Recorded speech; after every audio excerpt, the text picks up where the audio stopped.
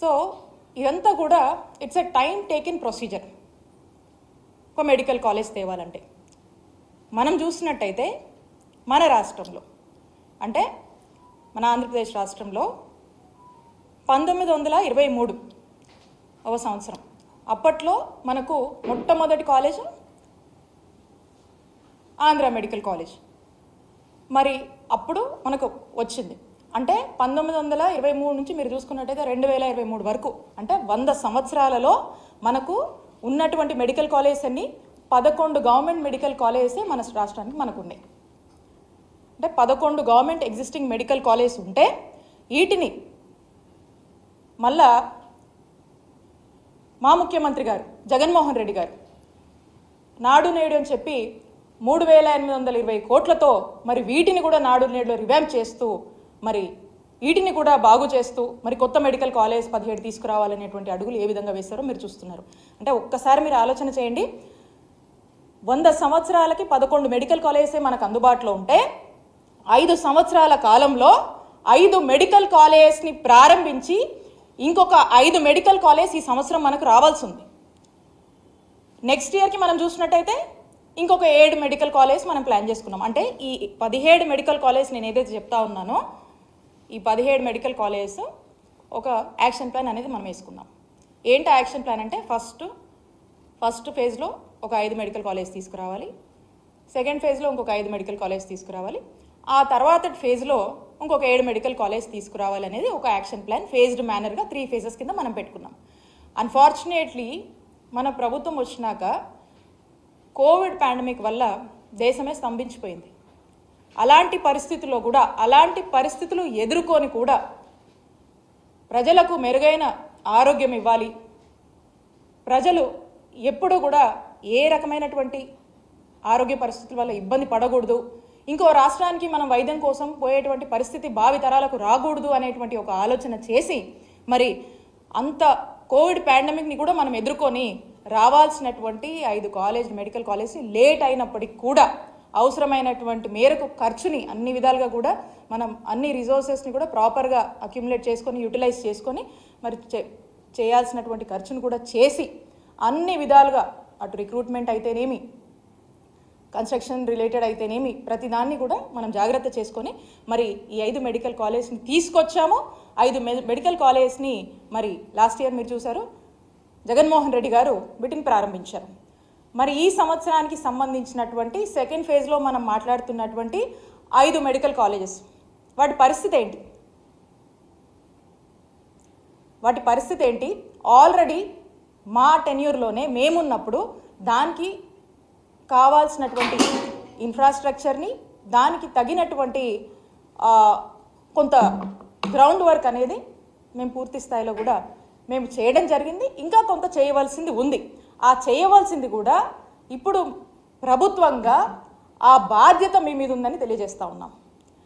మరి ఆ బాధ్యతను మీరు సక్రమంగా నెరవేర్చి ఈ 5 కాలేజీలు మరి ఈ సంవత్సరం అందుబాటులోకి రావాల్సినటువంటి అవసరం ఏదైతే ఉందో ఆ 5 కాలేజీలని మరి రావాల్సినటువంటి పరిస్థితుల్లో మరి ఏ కాలేజ్ కూడా మరి ఇప్పటికి కూడా మనకు వీటి మీద ఒక ప్రాపర్ క్లారిటీ అనేది లేదు.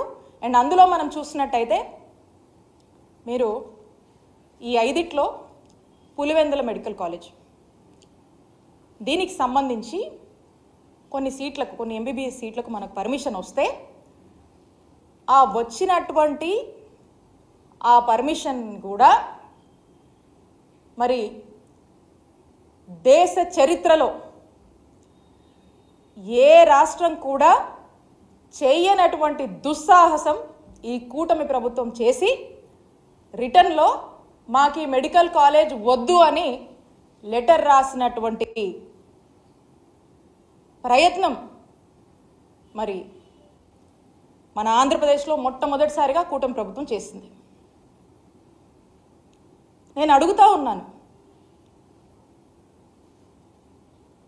ఒక మెడికల్ కాలేజ్ తేవాలంటేనే ఎంత కష్టమో 100 ఏళ్లకే 11 మెడికల్ కాలేజ్ మనకు ఉన్నటువంటి చరిత్ర మనకు ఉంటే మరి 5 సంవత్సరాల కాలంలో 17 గవర్నమెంట్ మెడికల్ కాలేజ్ తీసుకురావాలనేటువంటి ఒక గొప్ప సంకల్పం జగన్మోహన్ రెడ్డి గారు చేస్తే దాంట్లో 5 సంవత్సరాల్లో 5 మెడికల్ కాలేజ్ తీసుకొచ్చి ఈ సంవత్సరం 5 అందుబాటులోకి రావాల్సినటువంటి పరిస్థితి ఉండగా వచ్చే సంవత్సరానికి 7 కాలేజీలు మళ్ళీ అందుబాటులోకి రావాల్సినటువంటి పరిస్థితి ఉండగా మరి వచ్చినటువంటి ఒక కాలేజ్కి వద్దు అని చెప్పి మీరు రిటర్న్లో లెటర్ రాశారంటే దీన్ని ఏమనుకోవాలి?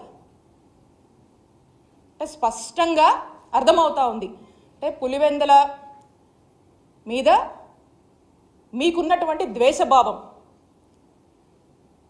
మీకున్నటువంటి రాజకీయ కక్షలతో పులివెందుల మెడికల్ కాలేజ్కి అనుమతులు వస్తే కొన్ని సీట్లకి వద్దని మీరు లెటర్ రాశారంటే ఇది మనకు స్పష్టంగా అర్థమవుతా ఉంది.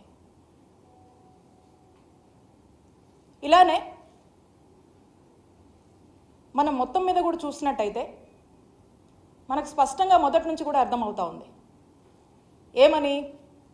ఈ మెడికల్ కాలేజ్ తీసుకురావాలి, ఈ రాష్ట్రంలో టెరిషరీ కేర్ స్ట్రెంథన్ చేయాలి అనేటువంటి ఆలోచన జగన్మోహన్ రెడ్డి గారు చేశారు.